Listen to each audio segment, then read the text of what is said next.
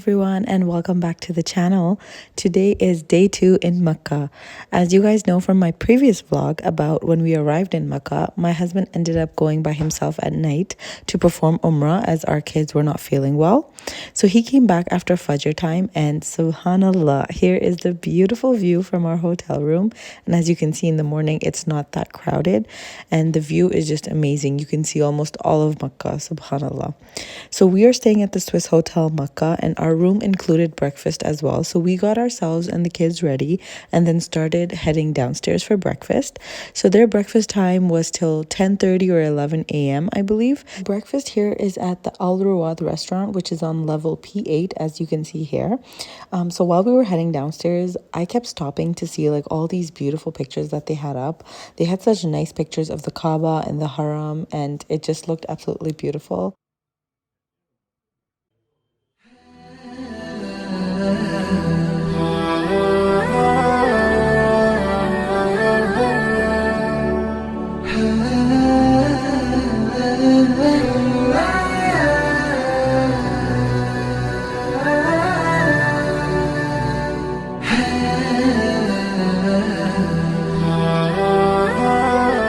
I was carrying Zoya in her baby carrier and Xavier walked for the most part.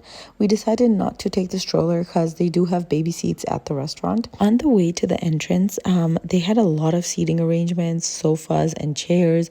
It was really spacious and they had beautiful interior finishes. Definitely looked and felt like a 5-star hotel as they state on their website.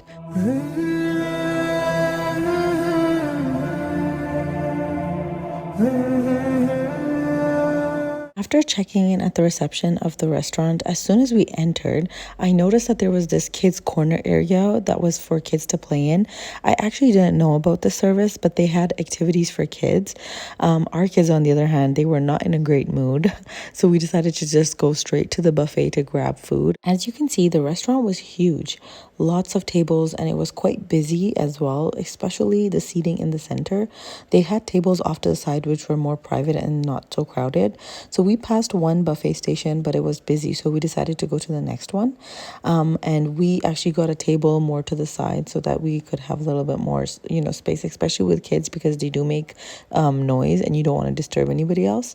So as for the breakfast, they had a lot of options. They had chicken korma, they had boiled eggs, scrambled eggs, sausages, potato wedges. These food options were really nice for the kids because they weren't spicy and they really enjoyed them.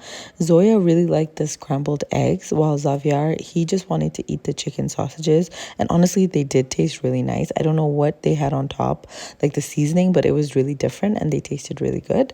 They also had plain white rice that you could pair with the chicken korma as well as like dal. I think they did a really good job to include dishes to cater to all the different people that come here, On the furthest end, they had a bread wall, which looked really nice and fancy. It had lots of different kinds, ranging from bagels to pita bread to like the bread bun. To be honest, the food was very nice with lots of options and great presentation.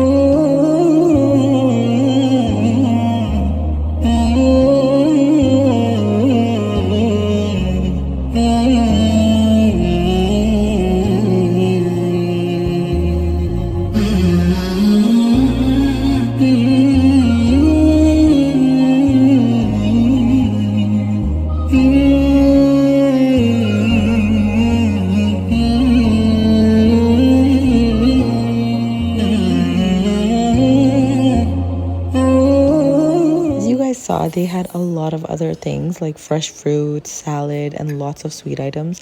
My absolute favorite item so far in Saudi has to be the hummus and the garlic sauce. Like, it is so good. And their fruit as well, specifically their watermelon. It is so incredibly sweet. I love it. I will be doing another video to review the Swissotel Makkah, and I'll do like a full detailed room tour, just like my Medina hotel tour that you guys saw, and I'll show you guys all that stuff. But yeah, yeah, after we finished breakfast, we headed back up to our room, and my husband was quite tired from his Umrah, so he just wanted to sleep.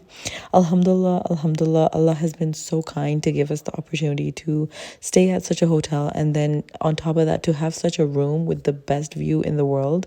Alhamdulillah, you just can't get tired of this view. This time, I think it was around 11 or 12 in the afternoon, and you can see it's quite busy at the Kaaba even now, and during the day it's very hot and humid, so maybe try to avoid performing Umrah during the day if you have little kids, because they wouldn't be able to handle that heat.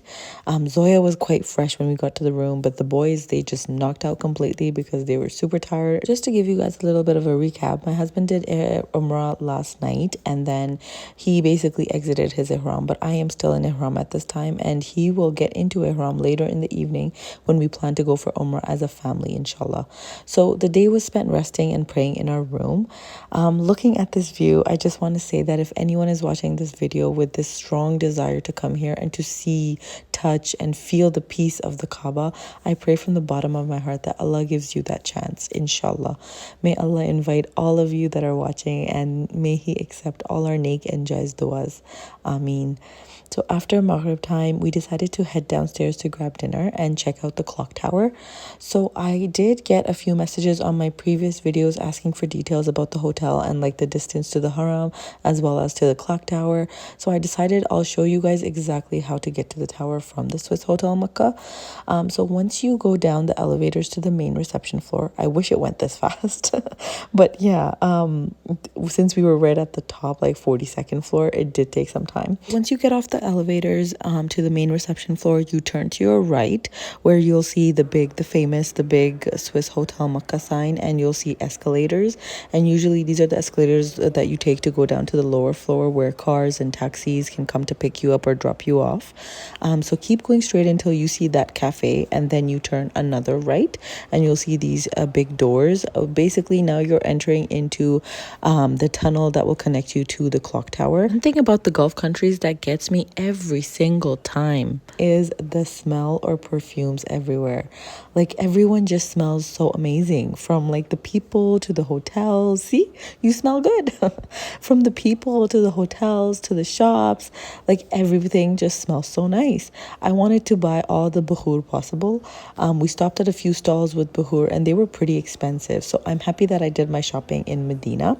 But yeah, after coming down that tunnel, you make another right, and as soon as you make another right, you will see that you've basically entered into like the main floor of the clock tower. So in the clock tower, there's a large shopping center at the bottom, and of course the hotel on top. They have lots of floors, and on these floors they have shops and restaurants and coffee shops and a lot of things. If you want to go to the Haram from here, you simply just go straight to the door with the green sign on top. I will show you guys afterwards, but for now we are getting food, so we're going up the escalator to the top floor. So you can see they have so many shopping options. They have like gold jewelry stores, they have perfume stores, lots of coffee shops. They also have money exchange offices here, and I believe there is a supermarket on the second or third floor where you can get groceries from. So after looking around at like the different shops, I did come to the conclusion that it is very expensive here, and it makes sense because it's in the main area of Makkah, right beside Masjid Haram.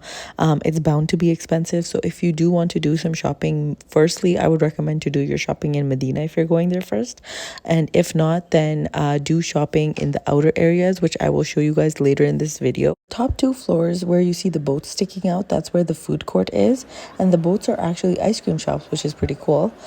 So we decided to get KFC for dinner because obviously I didn't have any halal KFC here in Canada, so I'm gonna make the most of it in Saudi.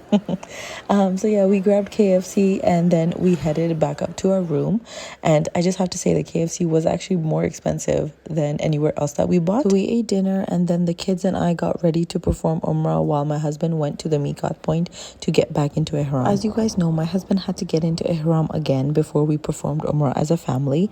He got changed and headed out to the Miqat point. The closest Miqat point is Masjid Aisha. He wasn't able to make a video at that time, so he made this video the next day.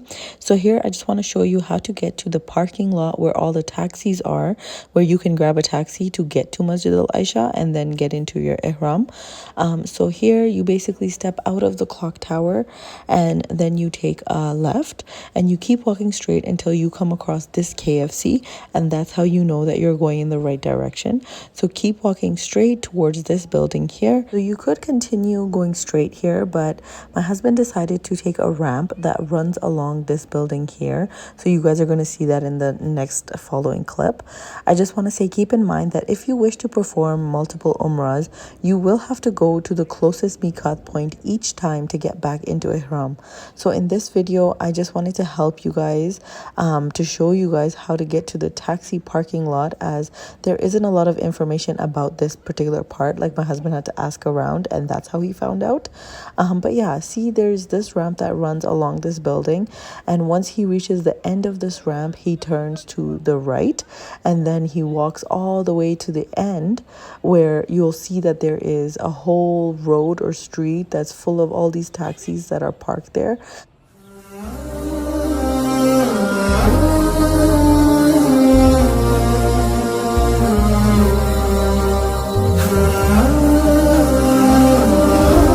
Here you will see this Swissotel Makkah, and right in front of it, this long line of taxis. You can grab a taxi from here to take you to Masjid Aisha, which is about 15 to 20 minutes drive. I hope all of that makes sense. So now that he got into ihram, we finally go to perform our umrah.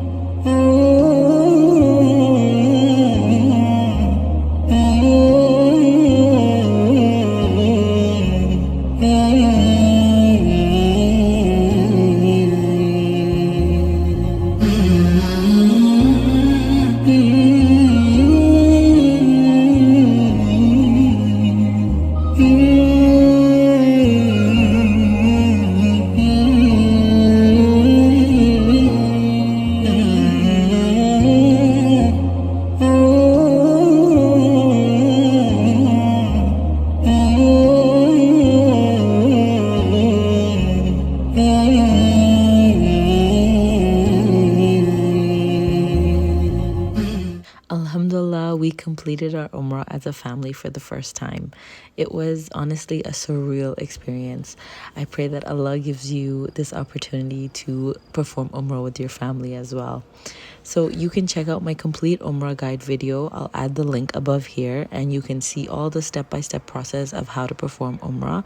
I have explained it quite in detail, so definitely check that video out. So here we were going back up to our hotel room, and when you enter through these doors, there is a security check that could happen here. It's very random. They check some people and they don't check some people. When we were coming back, they did check my bag. It can be a little confusing to get back to the hotel, so I just want to quickly show you guys here. There's this oud perfume shop called Oud Elite, and once you reach here, you basically turn left, and you'll see that it's a small little alleyway. You just walk all the way to the end. Once you get to the end here, you turn right. And once you turn right, you will see all these elevators, and basically you just walk right by these elevators all the way to the end. And then here you'll see where the people are walking. You basically turn left, and you'll see a big sign that says Dunkin' Donuts. So once you see this Dunkin' Donuts sign, you've basically almost reached. That's how you know you're going on the right way. And right ahead, you'll see that little ramp that we saw when we were exiting the hotel. Basically, you've reached. So the reason I'm sharing this is because I had a sister comment on one of my videos saying she'll be traveling with her elderly mom, and more information about Swissotel would be really helpful, and a couple of other people also asked for this. So I thought that I'll share with you guys a bit about the clock tower and how to get to and from the hotel to the Haram. I hope that it was clear and it was helpful. Also, I do want to just take this moment and say thank you so much from the bottom of my heart for liking my Saudi series so much, and for giving such kind and beautiful comments. It truly means a lot to me. I'm so happy that I could be of help to anyone. After we went up to the room, we basically ate the leftover KFC that we had, and since we were so tired, we slept. We came back to the hotel around Fajr time, so there was just a little time left till breakfast. Breakfast is at 7 a.m. So then the next day, basically, I should say day 3 in Mecca, we started the day with going for breakfast at the Al Ruwad restaurant that I showed you guys in the beginning of the vlog, and then we rested for a bit. My husband set out to do some shopping that we had left and that we weren't able to do in Medina due to time constraints. It's really expensive in the clock tower, we decided that he would go to the famous Kabutar Chowk, which is about 13 to 15 minutes walk from Masjid Haram, as you can see here. So in the next clips, I will show you guys how to get to Kabutar Chowk and then where we did our shopping. My husband exited the clock tower and turned left. He basically kept walking straight. And on the way, when you're walking straight, you pass by this information desk, and you also pass by some signs of like pointing to the bus station, where the bus station is. So you keep walking straight until you come to this big building, and you turn slight left here and walk straight through a walkway, as you guys will see right here. Now here you'll see a lot of stores like perfume shops, retail stores, pharmacies, and you will also see this grocery store that's called Bin Dawood, which I'm going to show you guys right here. Bin Dawood. And this is the supermarket where we would buy milk and yogurt for the kids. There is another one inside the clock tower as well. You'll also see fast food places like Al Bake on the way. And as you keep walking, you'll see this overpass or bridge. And on the way, my husband noticed that there's actually an exit from Swissotel to this place directly. So that's something you could explore, as we didn't know about this. And if you keep walking straight, you will finally reach the famous Kabutar Chowk.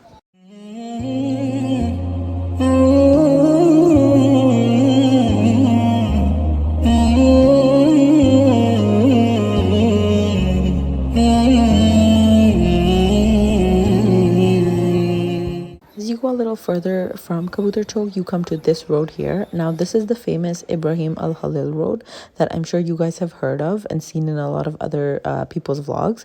On this road there are a lot of stalls and shops with reasonable price shopping items. There are also a lot of hotels along this road too. Mostly our Pakistani, Bangladeshi and Indian family brothers and sisters, they stay here. You can see here there were people selling like thobes from that stall. There are small shops along the way selling like all sorts of things, from kalimas, from tasbih, janimaz, bags, even there were jewelry stores with like who were selling gold. Lots of shops had abayas and hijabs as well. So we had actually planned to do all of our shopping in Medina, as we had heard from many people that Makkah is on the more expensive side, but because we didn't have much time in Medina, we could not get everything. We ended up buying prayer mats here, as well as a large luggage bag. Since we had bought dates or kajur in Medina, our bags got too heavy, so we needed another luggage bag. You can see here that there are also small little alleyways that have lots of restaurants at the end, so lots of desi restaurants with Pakistani and Indian food, so many options in food. And see how there's lots of gold and jewelry shops. Tip that I can give for families that are traveling with kids is that if you are in Saudi and you see this logo that looks like a shopping cart, it's usually a grocery supermarket. Usually they're the same colors too, like green and yellow. So if you need things like milk, yogurt, snacks, etc., you can grab it from these type of supermarkets. Overall, this area is reasonable for shopping, but you have to keep in mind that you need to bargain to get a good price. Also, it's extremely crowded, so make sure that you're attentive with your kids as well as your valuables.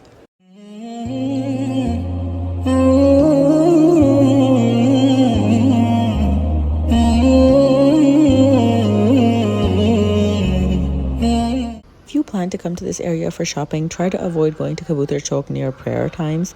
My husband went near Asr prayer and most of the shops were closed. So Alhamdulillah, that was our day 3 in Makkah, and I hope you guys enjoyed the video. Inshallah, in my next video I'll be doing a complete room tour and review of the Swissotel Makkah, as well as our full experience from booking to arrival to our stay. Don't forget to like, share and subscribe to my channel if you haven't already. I appreciate all of your support. Please take care of yourselves. Allah Hafiz.